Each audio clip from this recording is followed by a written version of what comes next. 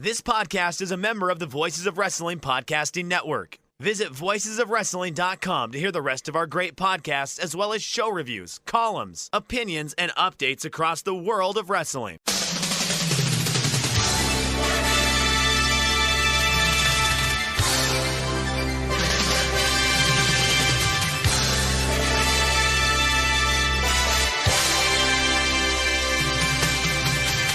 Hello, everybody. Welcome to the Super Jcast. It is Damon, of course.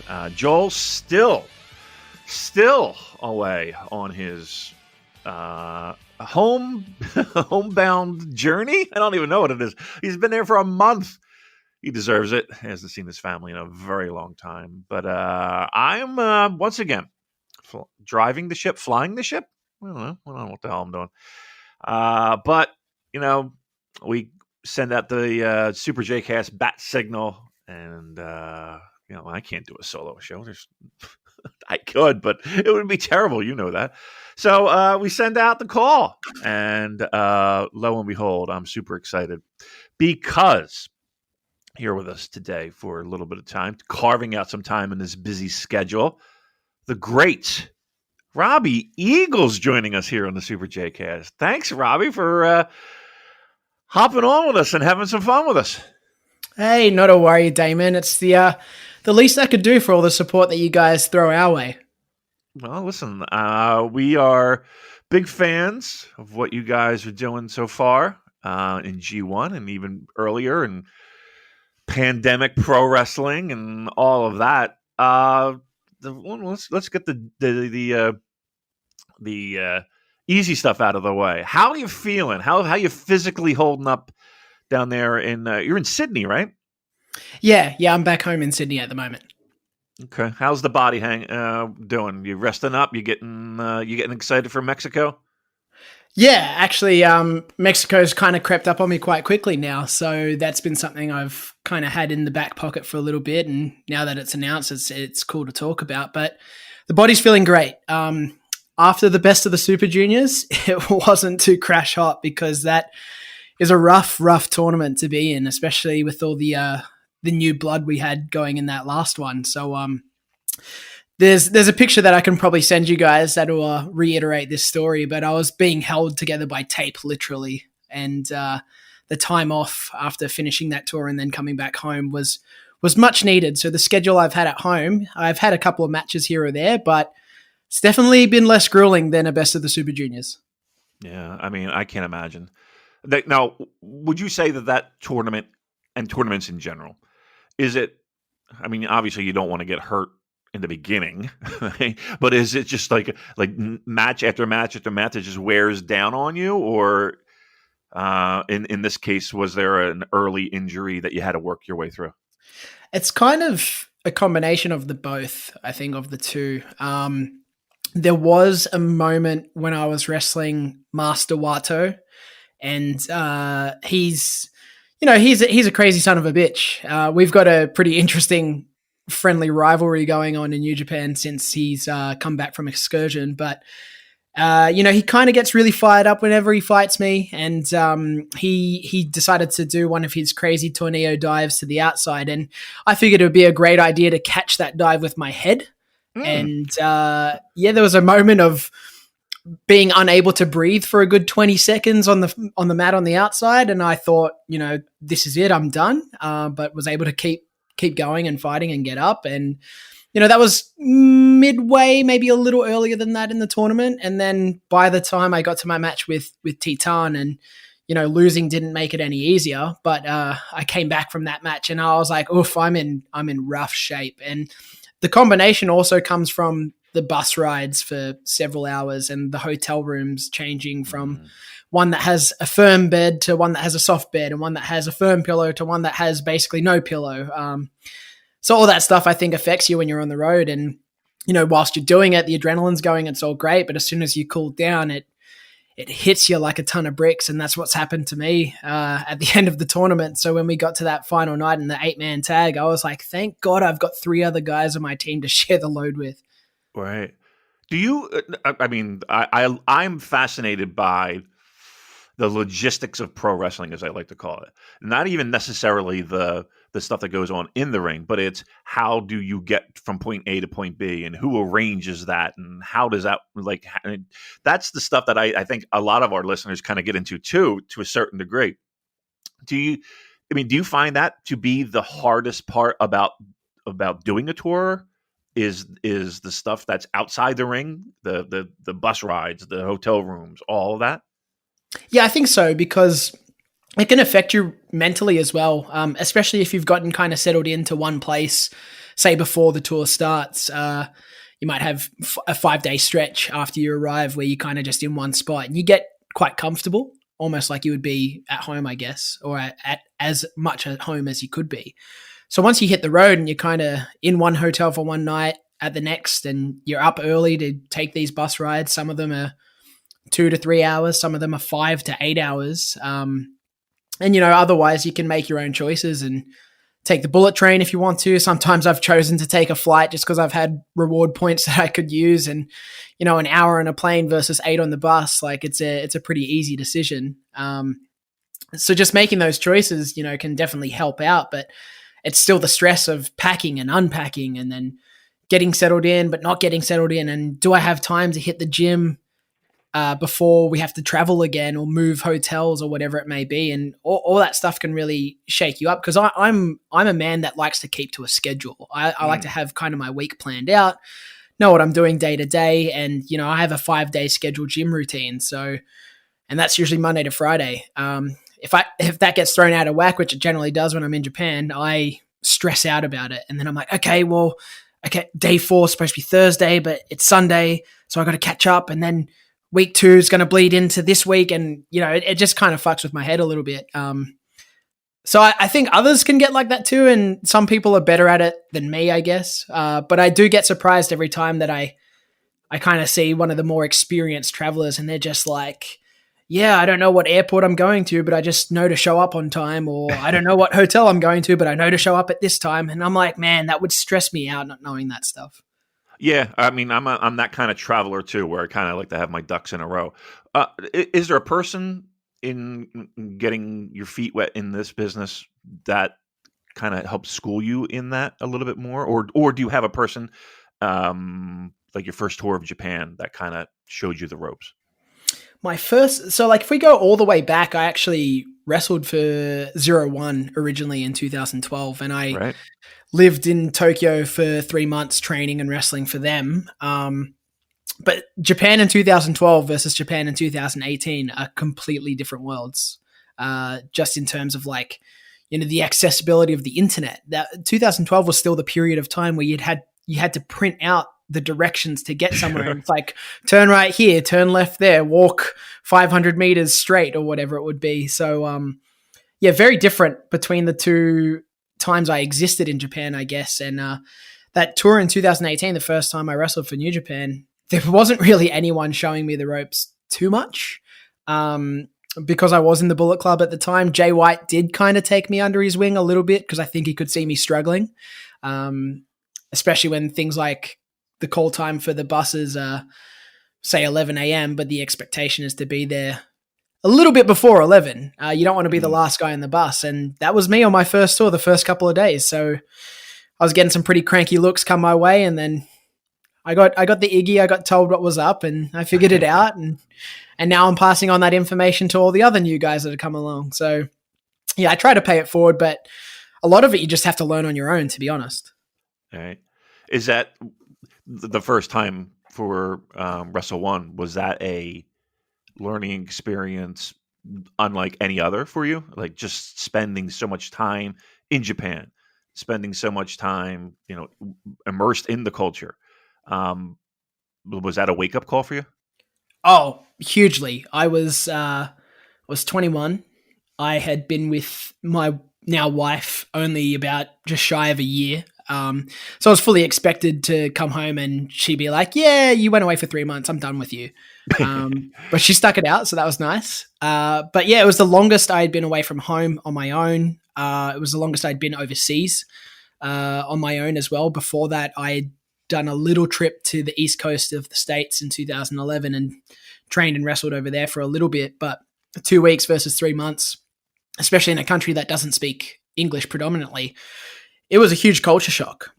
I kind of knew what to expect because I had colleagues and peers through the other promotions in Australia that had done those tours before and kind of told me what to expect and, the do's and don'ts. But until you get there for your own, you really don't know what it's going to be about. And I mean, that schedule for 01 was crazy. We would train for 4 to 5 hours almost every day. And then, sometimes I'd think, okay, sweet, we have nothing else to do. I'd kind of lounge about, watch some movies, go eat some food with some of the other guys or whatever. And then, 11 p.m. would hit and someone from the dorm would say, hey, we have to be at the dojo at 1 a.m. And I'd be like, what for?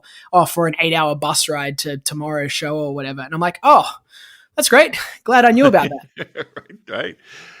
Oh, I mean, some of the I don't want to say the horror stories, but like I said, the people that we speak with, say those bus rides are maybe the worst part of everything. So here's one of those goofy logistics questions. Do you get to pick your seat on the bus, or do you kind of have a section that you got to stay in, or like how is that working out? Well, this is it's a good question because it is changing tour to tour, I guess. When everyone's on the bus, because I'm on the Chaos bus. We've got our own kind of section bus, and there'll be sometimes where we pick up a few stragglers along the way that need to join on our bus because the other one's full or what have you. But it's usually part of Hontai as well. I do have a preferred seat, but when I'm not there, someone else is taking that position. So sometimes you kind of walk in and go, okay, I'm going to go to my normal seat. And there's things there. You're not sure if you should move them. You're not sure if you should sit there or not.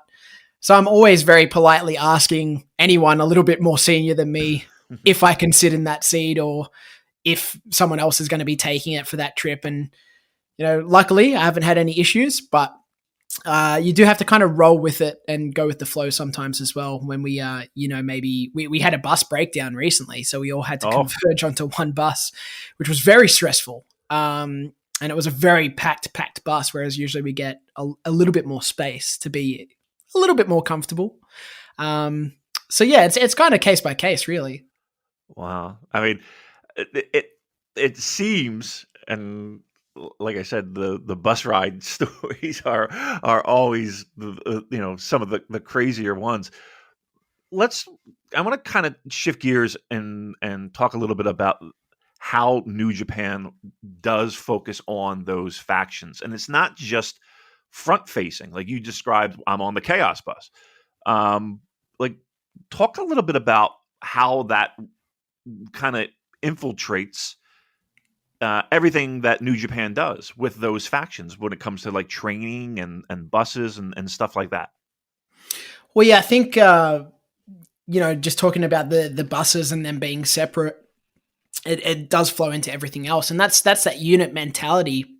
And I think what it does is it really brings us as a unit together. Like I mentioned, there are some times that we might share the Chaos bus with some Hontai guys and vice versa. We might jump on the Hontai bus because we kind of work together. So that's fine. And same works with training together. We'll share the dojo space, for instance, at the same times. Whereas, there'll be other times where it's sectioned off for LIJ, or we know some Suzuki-gun guys are going to be coming in to work out. So we don't really interact, and it's probably for the best because I think a lot of fights would break out, which is not ideal because we're already busted up as it is from the touring schedule. So, if, Hiromu's after me as the IWGP junior heavyweight champion and, I'm training and then he walks into the room, I'm not going to be super comfortable with him being there because what if I start talking tactics and strategy or starting to, train with one of the young lions on some stuff that I want to use in that matchup. So it's very much from the whole perspective of New Japan, from in-ring to outside of the ring, as you mentioned. It's unity for those units.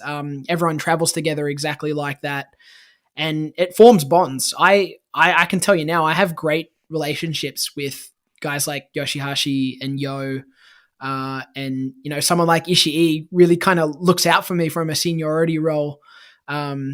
which was really interesting because he's like a tough nut to crack. So I've seen him smile a couple of times, and that's been couple. Okay, yeah, good. only a couple. You're And breaking the ice, Robbie. That's good. I've been there for 4 years now, Damon. So I'm going to chalk that up as a win. And Yeah. I think sometimes I can get him to chuckle at a few jokes that he understands. So yeah, I'm super appreciative of those long bus rides for that case.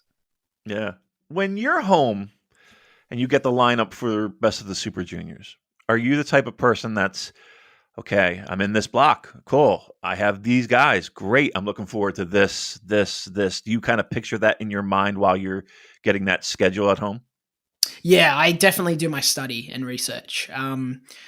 There was people when we first got the announcements of the entrance overall that I started kind of sleuthing a little bit. Some people I already knew somewhat, but it was kind of hard to really go ham on the homework at that point, not knowing the blocks. But when the blocks were revealed, it was like, okay, cool. So it makes it a little bit easier. I really, really, really went, I think, overboard, but it worked out in my favor for Wheeler Yuta. And that was because he was my first match. So I didn't want to have someone new come into the tournament from somewhere that is more unknown to me, being AEW, and have him pick up the victory over me. I wanted to say, hey, listen here, motherfucker. I'm the guy that's been in Super Juniors before you. I don't care what combat club you're from. You can take these fists and these feet and you can do what you like with them, but you ain't beating me. So I definitely do my research. I definitely do my study. And then I also look at history. I look at the fact that Doki's never beaten me, and I want to continue that streak going. I look at the fact that Desperado and I trade wins constantly, and that fuels the fire of making sure that I can try and string 2 in a row against him at some point. So, yeah, I definitely like to be a pretty tactical wrestler overall, from the study to the actual in the ring. I think that's why the Sniper of the Skies is such a fitting moniker for me, even as a person. Yeah. I'm gathering, you're watching a lot of video and stuff like that. Are there guys that you were surprised, maybe not surprised is the word, but pleasantly shocked? I don't know. In the sense of, wow, I really knew it was going to be good, but I really felt comfortable with this person in the ring. And maybe you didn't before, or maybe you didn't work with them before. Well, going back, Wheeler Yuta would definitely be that guy straight away. I think, a lot of people I saw talking about the chemistry that we had from our opening 6-man to our, first round Best of the Super Juniors contest. And he's definitely someone that I'd like to mix it up with again, because I think our styles clash quite well. I think he brings out a different side of my in-ring technique. And I'm not gonna talk too much about the fact that he's ducking me for an ROH Pure Championship match that he's owed me since then. I'm not going to talk about that too much, Damon. If you want to talk about it, we can talk about it. Listen, we definitely will be talking about it, but I know that's on your radar, right? Oh, 100%. I was tuned in to Death Before Dishonor for Ring of Honor just recently, and I thought it was quite cute that he came out at the end to challenge for tag team titles. Keep him busy, keep him away from me. I get it. Right. Absolutely. When COVID hit, you were one of those guys that, by hook or by crook, you found a way to make it to Japan. Touch on a little bit about how difficult of a time that was for you, not only from a personal standpoint, but from a professional standpoint, and the impact these past 2 years have had in your time at New Japan.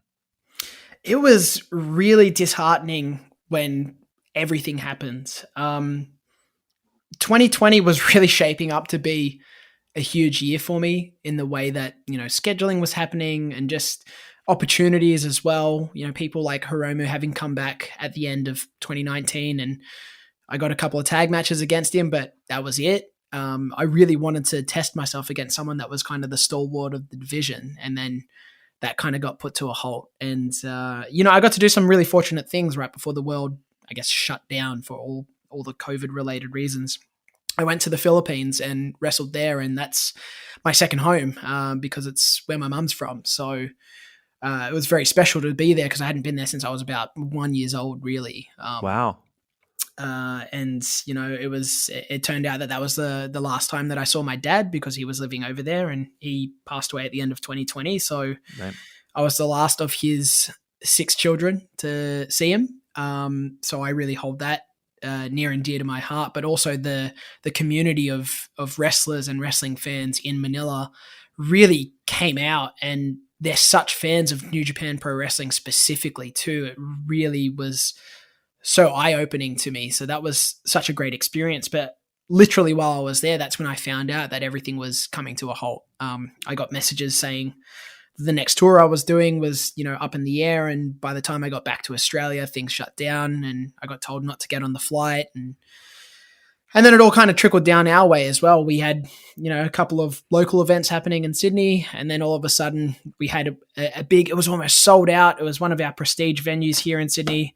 And then the day of, the venue's like, yep, don't come.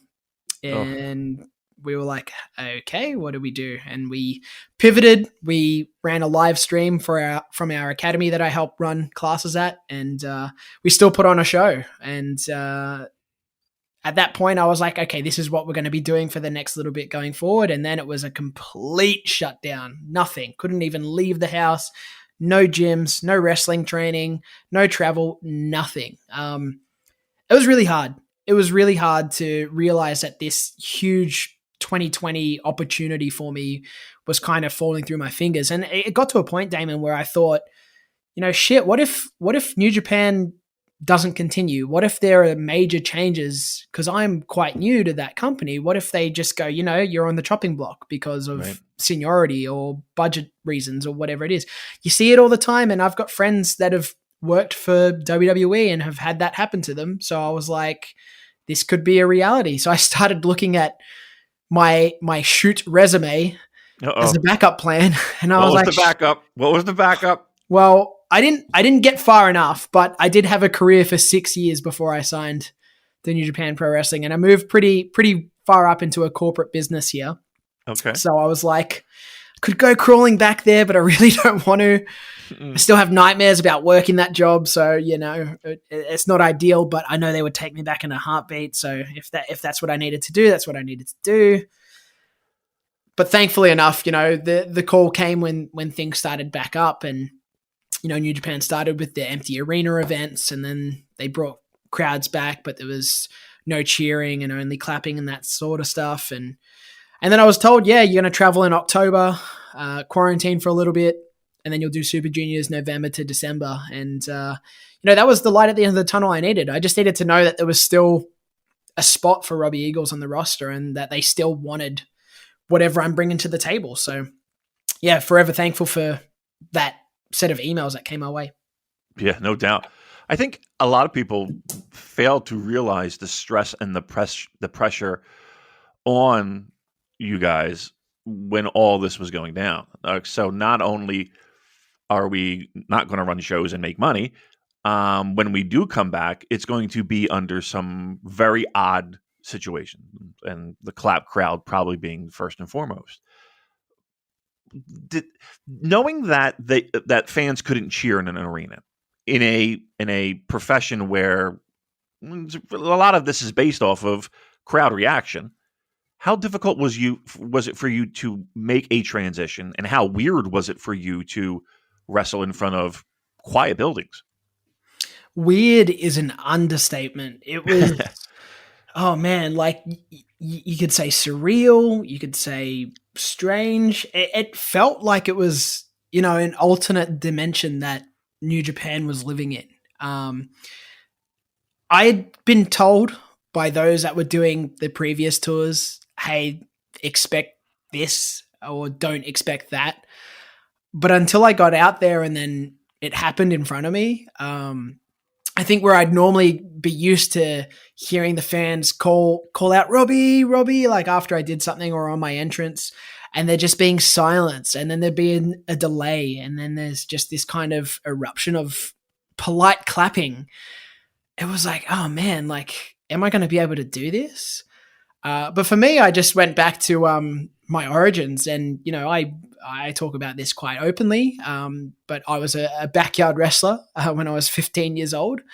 And sometimes I'd be wrestling in front of my one friend that was holding the camera to film our makeshift match. So I'm used to wrestling in front of no reactions, and it's not the greatest skill to have, but I'm glad that I was able to revert back to kind of my 15-year-old self and go, well, look, when I did it then, I'd picture, I guess, a arena-sized audience cheering my name and making noise anyway. So I kind of just did that, like a little bit of tunnel vision, get through the match. You're still getting some noise from the clapping and foot stamping and whatever else they can do. And that was enough to get me by. But, we're definitely waiting for those September dates where the crowds at New Japan are going to be able to make that noise again. And hopefully I can be there to be a part of it, because I think I will sob quite openly when that does happen. I think there's going to be a lot of people that do. And you could see, just in the faces. I went to Washington, saw the show there, the Capital Collision show, and the Forbidden Door in Chicago, and like you could see, guys that haven't wrestled in front of fans in quite a long time, or have wrestled in front of fans, but not cheering fans, and just the reaction on their faces was pretty telling of how excited they were to be there. Yeah, I guess that's the luxury I've had every time I've come back to Australia and performed here, is we haven't been restricted like that. We might have, attendance restrictions in terms of half capacity venues, people having to wear masks, but there's never been an issue with people making noise. So I've been very lucky, especially coming back from that Super Juniors in 2020. I quarantined in a hotel room when I got back to Sydney, got out 2 days after Christmas, which was a bit of a bummer. But shortly after, I think it was late January, I started doing some local events again. Some of them were smaller scale, some of them were a bit bigger. But man, the first time I heard the crowd erupt, even though I was only in Japan for a couple of weeks for that Super Juniors tour, it was like I hadn't heard them for years. So I can only imagine what it's like for, guys like Goto and Yoshihashi performing at that Forbidden Door event in like such a huge arena with just fans chomping at the bit to see anything from New Japan at that stage. So yeah, I envy them for that feeling and the reaction that they would have got. What building you're looking forward to? Packed house. Like, are you a dome guy, or do you have a different arena that you love to perform in and can't wait to hear cheering crowds? Damon, nothing compares to a packed, hot Korakuen Hall. Nothing compares to it. It is amazing, right? That building, and for those who haven't been there, it's on the 5th floor, so you have to take an elevator up to this. What is gymnasium a good word? I don't know, but it's not super big. But there's just so much history, and when you're in there, you feel it, right? I mean, it's an important venue that people want to perform at, right? It's historic. Like my trainers, my family, Ryan Eagles and Madison Eagles, they were so invested in the Japanese culture when I was coming up, learning the craft, that I had seen tons of matches at Korakuen Hall, and I knew it was such a big deal. And that was actually where I made my debut for 01 in 2012. And then when I came back and wrestled for New Japan, that was where I made my debut for New Japan in 2018. So I really do hold that building as a special place in my heart. And funnily enough, my wife and I, we honeymooned in Japan in 2018 when we got married in March. And against her will, but she did succumb to it a little bit, we actually attended a Korakuen Hall event as part of the New Japan Cup. And we stood at the top, at the standing room section on the upper tier. Yep. And man, it was incredible to see it from that view. I'm glad I only did it once.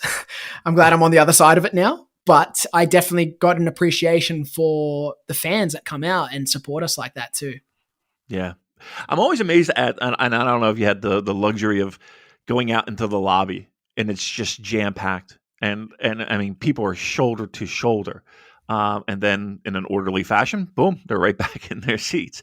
Although I will say, there's not a comfortable seat in that building. It really isn't. From those orange goddamn seats, those things are not meant for a wide-hipped American. That is for certain. And then the bleachers and everything. Like, there's just not a comfortable seat in the place. I guess it helps with the charm of it, I guess. Yeah, well, I mean, we get to enjoy the facilities of the arena before the doors open, and we're not usually sitting around because probably for the same reason. Yeah, seriously. I want to go back in time. I want to go back to young Robbie Eagles. I want to talk a second or two about your backyard pro wrestling promotion, if you don't mind. Right. What was it? He's like, oh God, why did I say that? Give me your biggest rival in your backyard wrestling promotion. All right, biggest rival. Yeah. Who was your feud? Well, I had a couple. Okay. Because there was actually a couple of different, I guess, promotions I put in quotation marks that I would wrestle for. I had my own one, which was local, and my rival was his wrestling name was Marco Mack, and that's actually my brother-in-law in real life. Okay. So we've been connected for a long, long time. But then there was a group called HVWA, and we were quite infamous on the internet. There's actually a astounding amount of professional wrestlers that are in big time places now that watched our videos in 2005 to 2007. Okay. And in that promotion, my main feud was against a guy called Jay Static, and we actually were billed to have a TLC match at some point, but he decided that he wanted to be an adult and joined a band full time, and I was like, yeah, fair enough. Wow. I'll tell you, I mean, I know sometimes it's looked down upon, but I talk to more guys that's how they start. I mean, you watch and you're like, okay, we're going to do that. I mean, I'm guilty of it as well. So I think I know the dangers that are involved in it, but I don't know. She seems like a lot of people get their start that way, Robbie. Yeah, well, we definitely took it a lot more seriously. We weren't trying to be trashy in any way. We had like a fully home built ring that was, the base of it was made out of steel because the guy's dad that built it was he worked in steelwork, so he knew what he was doing. So like structurally, it was up there with some of the professional rings that I wrestle in to this day. But our music video recaps that we put out there were watched by the masses, and there are people like. So there was one wrestler. I have to drop his name just because it's the most interesting one. His wrestling name was Poo Muffin. I'm sorry, Poo Muffin? Poo Muffin, you heard me right. All right. And he wasn't the most serious of us, but he could still do some cool shit. But he wore like fluffy Ugg boots as his wrestling boots, and they were multicolored as well. He was a character. I've had more people in the pro wrestling industry come up to me and name drop him as someone they remembered watching from the videos than anyone else. That is great. So they'll come up to you and mention Poo Muffin, and your head's got to explode at that point.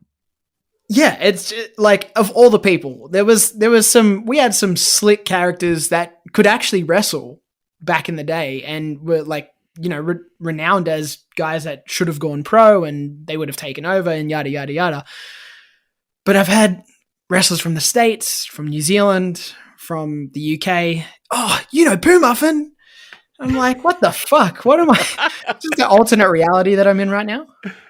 But it takes you back. It takes you back to when you were a kid and your friends and your mates and going to school and coming up with your own angles. And yeah, I mean, some of the best times growing up was that. What got you into pro wrestling? So what was the thing that, like, you're changing channels, like, you come across it? Did you have buddies that were into it? Like, how did you get that? Find that itch, get that itch, scratch the itch, whatever that saying is. I was classically into things like Power Rangers and Spider-Man comics as a kid. So I was kind of into that whole larger than life superhero-esque genre. And then my sister started high school, and then I had started playing soccer on the side as well. or football, as Joel would refer to it. Yes. So I'm making sure I'm getting my ducks in a row there. So I was playing soccer, and we made acquaintances with two brothers that my sister was going to high school with the eldest brother, and they invited us to their house one time. And then lo and behold, WCW Bash at the Beach was on pay-per-view that day, and they were mad wrestling fans, so they bought the pay-per-view, and I just sat there in awe of what I was watching. I had no idea what it was. I couldn't fathom it, but I just knew I loved it from that minute, and I was hooked.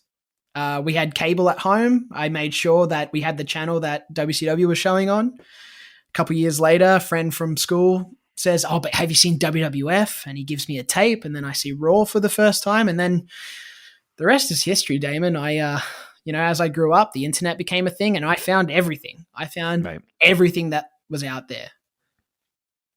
And what was the spark that said, maybe I want to do this? Honestly, it was from that first day when I was 6 or 7 years old, because I have vivid memories of being in like the 4th or 5th grade, and we had some sort of task where it was like, draw yourself as your dream job. And this will be a little bit embarrassing, but I want to be as descriptive as possible for the Super Jrs listeners. I drew myself as a professional wrestler, holding a championship belt. But I drew myself as Rob Van Dam specifically. Okay. Doing the Rob Van Dam thumbs to the head pose. Sure. But I had switched one of the initials to fit my initial better. So, yeah. Oh, man, I haven't spoken about that for ages, actually. So that's very embarrassing. Do you think you still might have that picture anywhere? Oh, no, I'm pretty sure that was during the point of time where my mum wanted me to do anything but become a wrestler. So I'd come home with these things and she'd be like, "That's cool." And then I'd be like, "Where's my picture?" "Oh, I don't know. We must have lost it somehow. The dog ate it." I bet she's got like a little trunk, a little, little bin full of all of your little dream bin with all of your pictures. I'll have to check and see if she does, for sure. That would be amazing. When you got your first T-shirt that that didn't come out of your pocket, did that spark a little bit of, oh, okay, I feel like I've made it?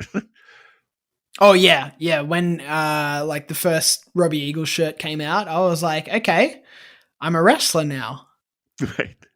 Right. Do you find that obviously you're in there, you talk to a lot of the wrestlers that your age and even older and even younger. Do you find a lot of them have that background of backyard pro wrestling? Like, and it's kind of like a thing that we're not going to admit, but we're, when we have a moment, we can whisper in a corner about our backyard pro wrestling days. Yeah, I guess everyone of, like this generation of wrestler that's wrestling now, from those that are, I guess, your 40s onwards to the youngers that are 20 and under, I think they all dabbled in it to some degree. It's just how serious they took it. Mm-hmm. Going back to my group with the illustrious Poomuffin, it's been quoted that Will Ospreay, when he was a backyard wrestler, was a fan of our backyard group. So we kind of, it was super strange when we met for the first time, because we knew who each other was just through this strange backyard wrestling society that existed. Is that right? Yeah. So we knew of each other, and I remember there was a clip that did the rounds of me, I think, doing a standing Spanish fly at a local event in Newcastle, which is 2.5 hours north of Sydney here in New South Wales, and a Will Ospreay on Facebook had shared it, not knowing it was me, and then someone was like, "Hey, that's such and such from HVWA," and he was like, "Oh my God, I have no idea." And then a year later, we wrestled for the first time. Wow. That had to be a pretty surreal moment. It definitely was. I was like, Will Ospreay knows who I am? Not bad. When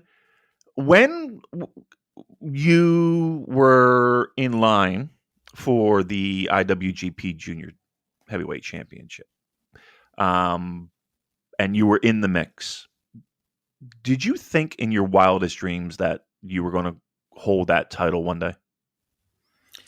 it was always the goal, but I never actually thought it would happen, and especially the way it did too. Yeah, it was like going back to that picture of me as a fake RVD holding that championship that I drew. You know, that was always the dream, was to win a major championship. And then especially when I saw, I think kind of my introduction to Japanese wrestling was watching Jushin Liger versus Hayabusa from one of the really early Super J Cups. And that's when I went, this is where I want to take my wrestling eventually. And I couldn't have been older than 12 or 13 years old when I saw that for the first time.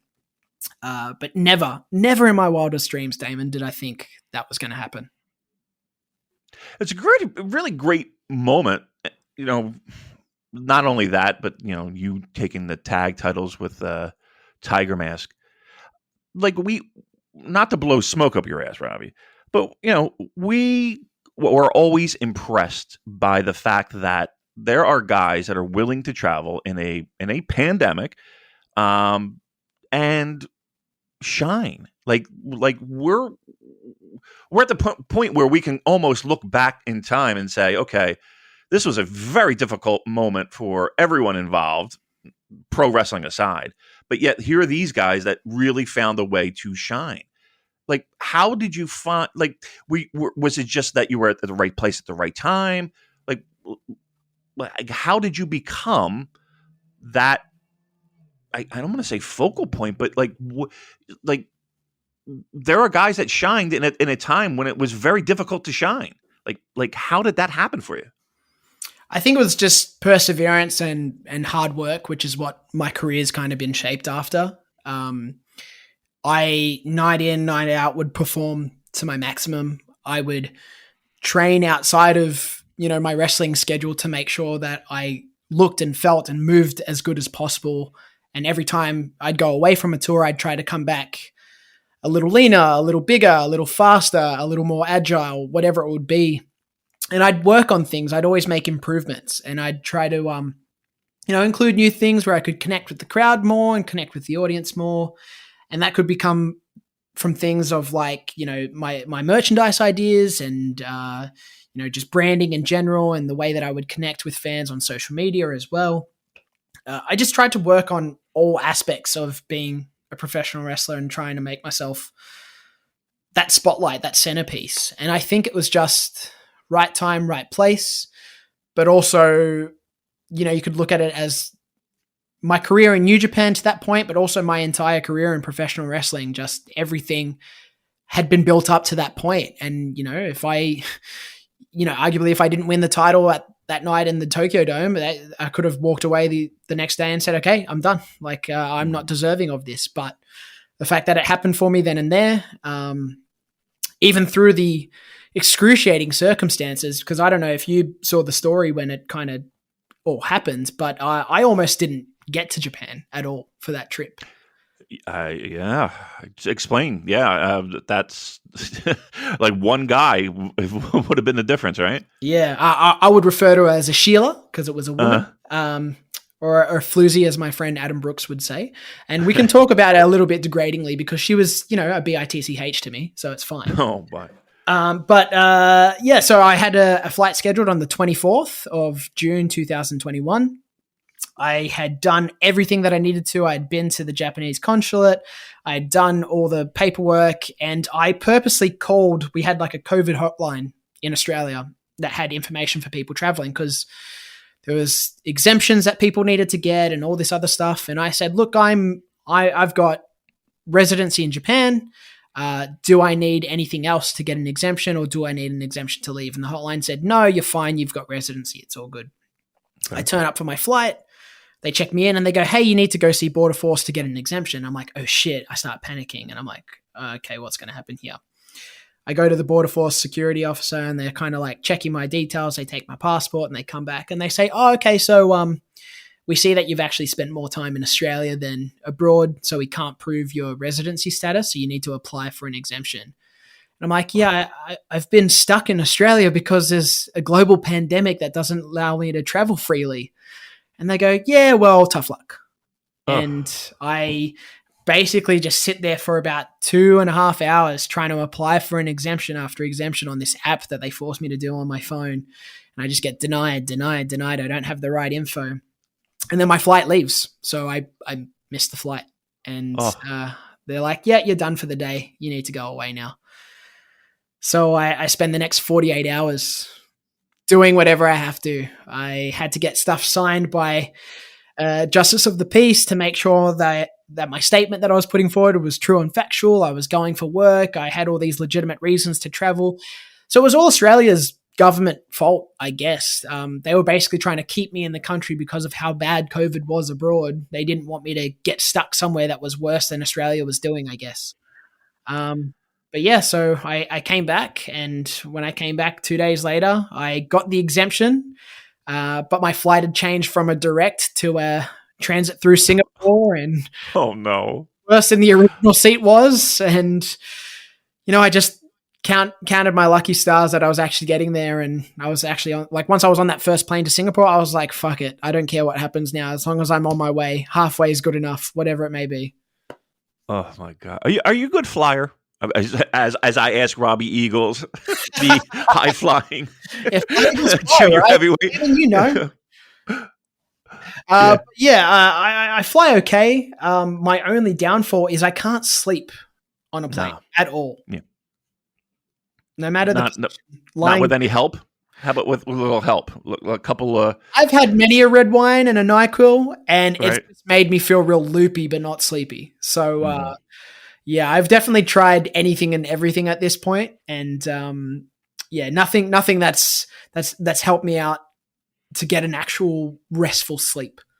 And then you're in the ring. Like, it's not like you're going there for vacation. I think people forget that. Yes. Like, you're hopping off a plane and you're pretty much in the ring, maybe that night or the next night, right? Yeah, I mean, especially before COVID, it was pretty much you'd arrive a day before you needed to start fighting. So that's one of the benefits, I guess, in a weird way of like the quarantine periods, is you'd fly a little earlier than you needed to by 2 weeks. And then you'd get those 2 weeks to kind of settle into a schedule. But, depending on how restrictive the quarantine measures were, when I got back at the end of 2020, I was in one hotel room that I could not leave. I couldn't even open the door unless I was getting my food. And if I left the door open for too long, I had a security guard yell at me, "Hey, close your door." Really? So, it was basically prison. It was the most luxury prison I've ever been in, and it's probably the nicest hotel room I've still ever been in. Okay. But if I ever end up in a room like that again, I'll probably have PTSD from that 2 weeks I spent there. So yeah, what do you do? You just on your phone watching TV? What do you do? I was so lucky. Whilst I was away for that Super Juniors, my wife bought me a PlayStation 5. Oh. And the quarantine measures were in place where people could drop off packages and parcels and whatever else you needed to the hotel. So she had a friend drop off the PlayStation 5 to me on day one. And I bought from a local retailer down the street, I bought the Spider-Man video game on the next day. And I just played that for 2 weeks straight, basically. That is great. What a gem. You have yourself a good one right there. Sending you the PlayStation. Nice. Yeah. Coming to a Japan Pro Wrestling New Japan Cup show for our honeymoon and buying me a PlayStation 5 for me to use while I'm in quarantine. It doesn't get any better. It does really. My wife, I took her to Corkin. We went to, I want to say it was a Wrestle One show, or maybe it was a 0-1 show. I'm not sure. But there was a Wrestle One. It was their junior tag finals. And there's no barricade around ringside, of course. Front row, Robbie. So it's great. We're right there, right all the action. And I see the spot lined up where somebody gets tossed outside, our side, of course. And we're going to back up in the center of the ring, ready to kind of shoot off the ropes, go hop over. I see it coming and I grab her and I kind of pull her away from her chair because her chair, they would have landed right in her lap. And she just looks at me and he's like, I'm leaving. I had to leave.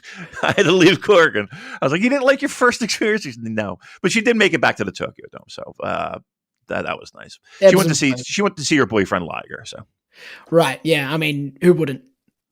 Right, right.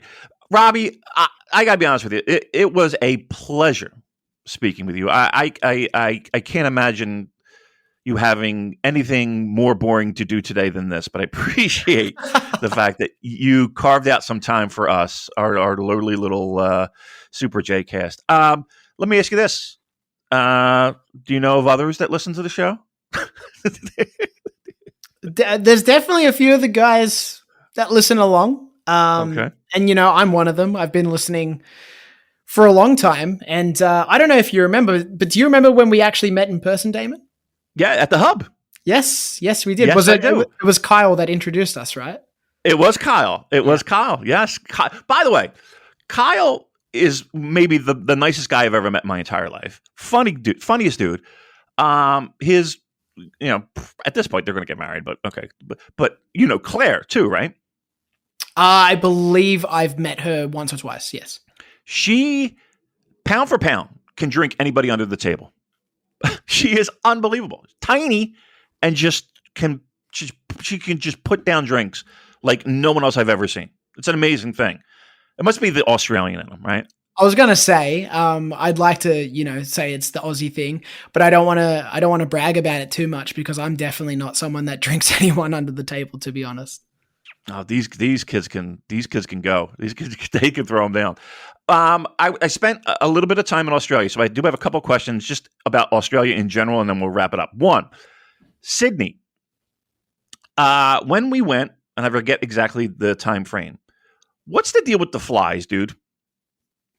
Oh yeah, if you were here in summer, I'm sorry, it's terrible. That's why we.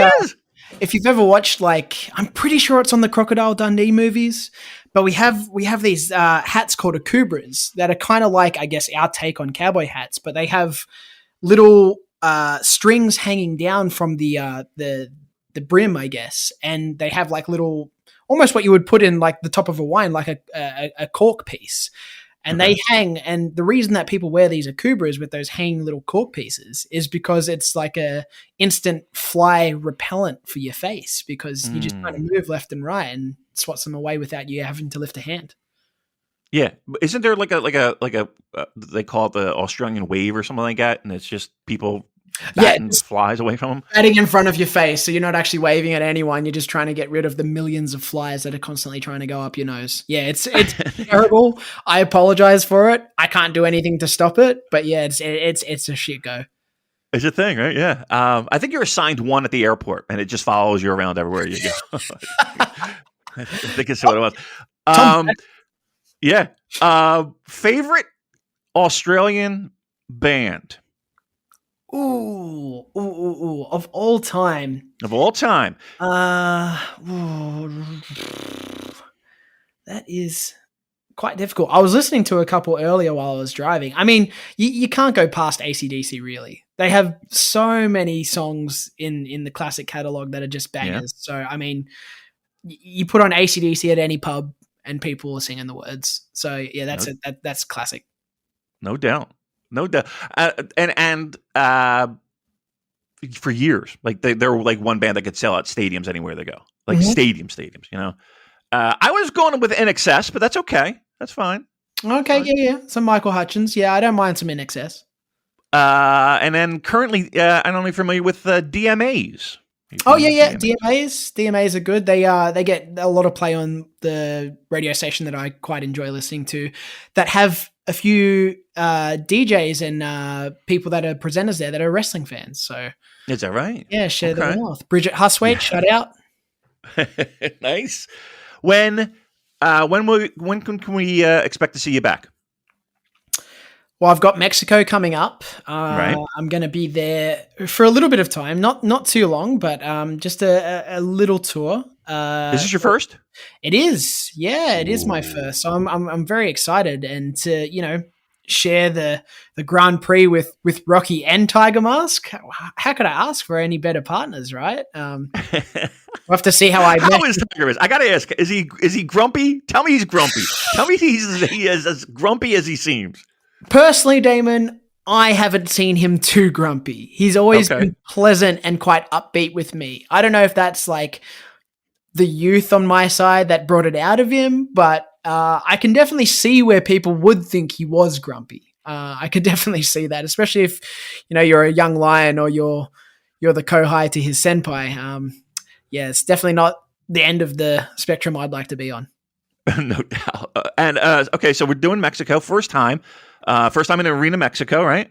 Correct. Yep. Oh, I mean that's you're checking boxes right now, right? Absolutely. And I've got a friend that lives in Melbourne. He's originally from Mexico, and he's actually going to be back there visiting family at the same time. So I've got my own personal tour guide. It's going to be great.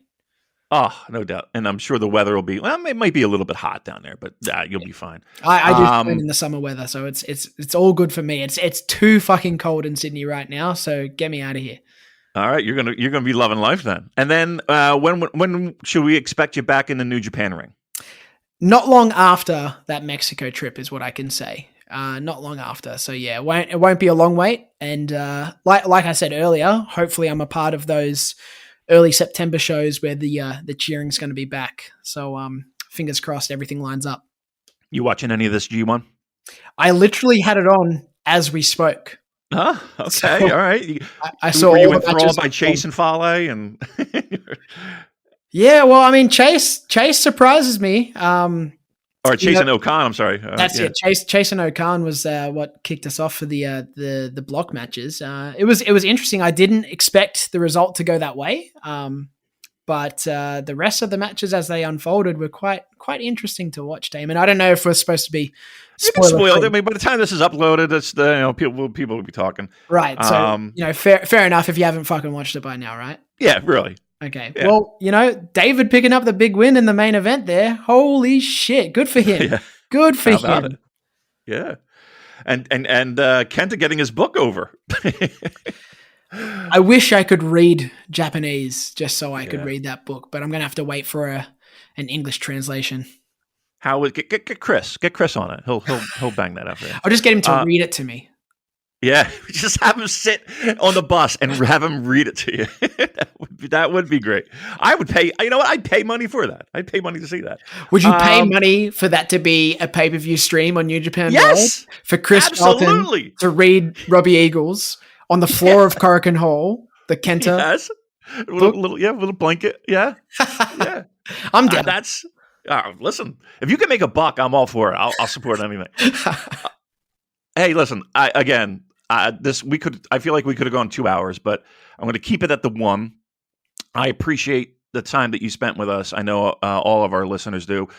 Big fans, yours, and our Discord always.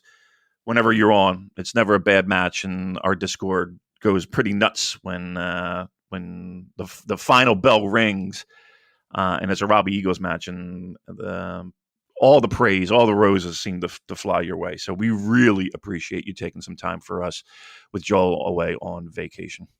Anytime, Damon. Like I said, avid listener.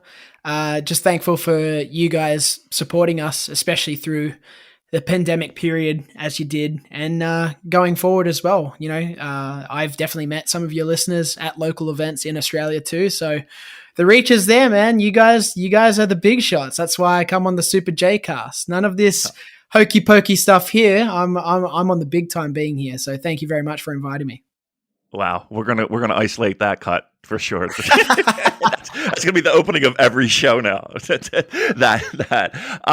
Anything you want to plug? Anything you want to get over to our listeners? Got a shop or dates or what do you want to do? Yeah, I guess the only things I can put over is my social media. I'm at Robbie Eagles _ and everything, Twitter, Instagram, all that good stuff.